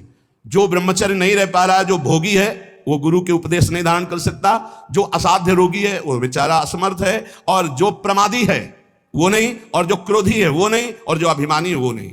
जो गुरु की आज्ञा का पालन करता है, उनके इशारों को समझता है, उनकी आज्ञा में अपने प्राण समर्पित किए हैं, उसके अंदर संपूर्ण भागवतिक सद्गुण प्रकाशित हो जाते हैं। इसलिए उद्धत ना हो, नम्र रहो, चपल ना हो, शांति स्थिर रहो, मायावी मत बनो, सरल रहो, कोई नौटंकी नाटक नहीं, कौतूहली मत बनो, गंभीर रहो, किसी का तिरस्कार मत करो, सबको सम्मान दो, किसी से क्रोध वार्ता मत करो, क्षमा करो, अपने मित्रता का व्यवहार सुरक्षित रखो, शास्त्र का अध्ययन करो पर शास्त्र के ज्ञान का घमंड मत करो। कोई भी तुम्हारे पर क्रोध करे, अप्रिय व्यवहार करे, तुम उसकी भलाई करो, ईश्वर से प्रार्थना करो कि उसकी बुद्धि शुद्ध हो। ऐसे उपासक को परम पद की प्राप्ति निश्चित होती है। जो श्रवण किया उसको मनन करो, आचरण में उतारो, नाम जप करो, जीवन इस जन्म में भगवान की शरण तक पहुंच ही जाए, भगवत प्राप्ति हो ही जाए पक्का। जो भी हास्य विनोद में भी सत्संग में कहते हैं वो केवल शिक्षास्पद कहते हैं। किसी का नीचा दिखाना या किसी का उपहास करना हमारा लक्ष्य नहीं, लेकिन आप उपहासपद आचरण ना करें। आप ऐसा कोई पहनावा, ऐसा कोई खान पान, ऐसा कोई नाटक ना करें जो हमारे सनातन धर्म के विरुद्ध है, जो हमारे शास्त्र के विरुद्ध है। उससे आपका पतन हो जाएगा पक्का समझो। बहुत बड़ा प्रभाव होता है सात्विक आहार, सात्विक भेष, सात्विक चिंतन, इससे बहुत उन्नति होती है। और असात्विक आहार, असात्विक भेष, असात्विक मन माने आचरण, इनसे बहुत पतन हो जाता है। इतना पतन हो जाता है, आप सोचो, जिन माता पिता परिवार को प्राणों से अधिक प्यार किया जाता है, बुद्धि भ्रष्ट हो जाती है, काम से पीड़ित होकर वो अपने परिवार के गले काट देता है, भाग जाता है दूसरे पुरुष के साथ या दूसरी स्त्री। ये क्या बुद्धि भ्रष्ट हो गई? जिनकी पूजा करनी चाहिए उनकी हत्या कर देते हैं, जिनको हमें शीश पर आज्ञा उनके शीश उतार लेते हैं। ये बुद्धि भ्रष्ट हो जाती है। आप देख लो, समाज में देख लो क्या हो रहा है। इसीलिए हम अगर विनोद में भी कोई बात कहते हैं तो तुम्हारे मंगल के लिए कहते हैं। किसी को कभी कुछ चुभे, कभी कुछ कोई शब्द चुभे, उसका विचार करना, वो बहुत ही कड़वा होगा लेकिन आपको स्वस्थ करने लायक होगा। जैसे कुछ ऐसी औषधियां होती, कुछ ऐसे चूर्ण होते हैं, बड़े कड़वे होते हैं, नीम जैसे लगते हैं, लेकिन वो आपका परम मंगल करते हैं। इसलिए प्यारे, हमारा किसी को दुख पहुंचाना उद्देश्य नहीं, हमारा उद्देश्य तुम्हें परम सुख प्रदान करना। पर तुम अपनी स्थिति को, अपने धर्म को, अपने आचरणों को भूल गए और मनमानी आचरण कर रहे हो, इसलिए तुम्हें जरूर बुरा लग सकता है। जैसे शास्त्रों में बार बार ये आकर्षण की निंदा की गई। अब अज्ञान के कारण, न जानने के कारण वो शास्त्रों को कहते हैं स्त्री के शरीर की निंदा की, तो किसी के शरीर की कोई कौन सी वंदना की गई है? पुरुष का शरीर चाहे स्त्री का शरीर है तो पांच भौतिक परस्पर आकर्षण की निंदा की गई, परस्पर अधर्माचरण की निंदा की गई। अगर आप शास्त्र सम्मत बातों को विचार करके देखें तो आज जो हमारी दुर्दशा हो रही है वो शास्त्र न मानने से हो रही, शास्त्र की आज्ञा का पालन न करने से हो रही। प्रातः काल उठ करके भूमि के चरण छूकर बड़े बुजुर्गों को नमस्कार करके भगवत आराधना करके अपनी दिनचर्या में जाते हैं, उनका देखो कैसा आचरण होगा। जो सुबह से ही उठे गंदे आचरणों का चिंतन, गंदी वार्ता, गंदी क्रियाएं, पशुता छा गई है। इसलिए प्यारे, आज किसी भी प्रलोभन से यदि हमारा मन लुभायमान होगा तो हम शास्त्र की सही बात तुम्हें नहीं बता पाएंगे। और अगर हमारा उद्देश्य आपको भगवत प्राप्ति कराना है, आपका मंगल कराना है, तो निर्भय होकर दहाड़ते हुए आपसे कहेंगे, और आप प्यार से सुन लेना। थोड़ा कड़वा लगेगा लेकिन आपको बहुत ठीक कर देगा। ये सुदर्शन चूर्ण है, बड़ा कड़वा होता है सुदर्शन चूर्ण, लेकिन जिसका बुखार ना उतरता हो, नियम से सुदर्शन चूर्ण पाए, उसका बुखार उतर जाएगा। ऐसे ये जो माया का बुखार है ना, सत्संग रूपी सुदर्शन चूर्ण पाओगे, ये उतर जाएगा। नाम जप करो, सत्संग में कभी बुरा मत मानना, साधु शास्त्र और गुरुजनों की बातें ये सदैव परमार्थ की उन्नति पर चाहने वाली होती है। एक बार हृदय को सुनाना, ऐसा कि कड़ुआ सुन करके मुझे विचार हो कि मेरे जीवन में गंदगी क्या है और उसे दूर करना है, तो आपको अच्छा लगने लगेगा। शास्त्र जब बोलता है तो सत्य बोलता है, धर्म प्रिय बोलता है, उसमें आपका परम मंगल छुपा होता है। इसलिए कभी कभी कोई बात ऐसी उपहासास्पद या कड़वी लगे तो आपके मंगल के लिए तस्मात् शास्त्रम प्रमाणम है। और जहां कभी किसी को संशय लगे कि आपने बात कही थी कहां से प्रमाणित है, तो आप हमसे हृदय से पूछ लेना, वो कहीं ना कहीं लिखी होगी, आप देख लेना, कहीं ना कहीं लिखी होगी। सात्विक कैसे वस्त्र धारण करने चाहिए शास्त्र आज्ञा करता है, चाहे पुरुष हो चाहे स्त्री हो, वस्त्रों का बहुत प्रभाव है। कैसे आपको श्रृंगार करना है शास्त्र आज्ञा करता है। पातिव्रत धर्म का पालन करने वाली सौभाग्यवती पत्नी अपने पति को रिझाने के लिए षोडश श्रृंगार करती है, बाहर नहीं। बाहर वो गंभीरतापूर्वक कुछ ऐसे सौभाग्य चिन्ह धारण करके सौम्य भाव में रहती। ऐसे जो आदेश हुए उनसे हमारे धर्म की रक्षा होती है, उनसे हमारी मानसिकता पवित्र रहती है। लेकिन पातिव्रत धर्म, एक पत्नी व्रत धर्म जो शास्त्र आज्ञा करता है, या ब्रह्मचर्य व्रत धर्म अब ग्रंथों में लिखे रह रहे, कोई बिरला इन बातों को समझ रहा है नहीं। विदेशी आचरण हमारे देश में पधार रहे, ये जो धर्म स्थलियां हैं विदेशी भाव आ रहे। तो हमें लगता है सत्संग ही है एक जो तुम्हें डांट सकता है, सत्संग ही है एक जो तुम्हें झकझोर सकता है, सत्संग ही है जो तुम्हें गिरे हुए को शब्द के द्वारा उठा सकता है। आज गुरु कृपा से, श्री जी की कृपा से हजारों लोग इन्हीं कड़वी बातों को सुन सुनकर उठकर खड़े हो रहे हैं, अपने गंदे आचरणों का त्याग करके भगवत मार्ग में चल रहे हैं। इसलिए सबसे प्रार्थना है, नाम जप करो, जो तुम्हें कड़वा लगे उसे बार बार मनन करो, वो तुम्हारे मन की गंदगी को दूर करके प्रियालाल से मिला देगा। विश्वास करो, प्रियालाल से मिले बिना ये मनुष्य जीवन बिल्कुल व्यर्थ जीवन है। फिर और योनियां देखो, ऐसी गर्मी हो रही है, पानी जगह जगह छोटे छोटे सरोवर जो होते थे वो सूख चुके हैं, पानी की बड़ी अव्यवस्था है। सोचो उन पशु पक्षियों को जहां आसपास नदी नहीं है। पहले तो धर्मात्मा लोग छोटे छोटे ऐसे पानी की व्यवस्थाएं करते थे पशुओं के लिए। सैकड़ों जगह वृंदावन में ऐसी नादी बनी हुई थी जिनमें शीतल जल भरा होता था गौओं के लिए, एक जगह भी खोजना मुश्किल हो जाएगा। पशुओं के लिए, पक्षियों के लिए पानी की बड़ी व्यवस्था है। तुम तो मनुष्य बिस्लरी की बोतल खरीद लोगे, उनको कहां से है? विचार करके देखो। तो अगर हम अन्य योनियों में जाते हैं तो कितने भयानक दुख हमारे ऊपर होंगे। जंगलों में पानी सूख रहा है, पानी की कोई व्यवस्था नहीं। बहुत से ऐसे पशु पक्षी हैं जो चल करके जा करके नदी में पानी नहीं पी सकते, उनको वहीं नजदीक पानी चाहिए। कहां पानी की व्यवस्था है? पहले हमने देखा इसी वृंदावन में बड़े बड़े ऐसे पात्रों में पानी भरा हुआ है पशु पक्षियों के लिए, और नादी बनी हुई बड़ी बड़ी, उनमें शीतल जल भरा हुआ गौओं के लिए। बड़ी उदारता रहती थी। 50 जगह लोग शीतल मट के लिए जल प्याऊ थे सबको पिलाने के लिए। सब धर्म धीरे धीरे ह्रास होता चला जा रहा है। इसलिए उठो, धर्म के मार्ग में चलो, दूसरों का हित करो, शरीर के सुख की ज्यादा चिंता मत करो। ये लकड़ी में रखकर जलाया जाएगा या गाड़ दिया जाएगा, इससे कमा लो तपस्या, ब्रह्मचर्य, संयम, नियम, नाम जप। शेष चर्चा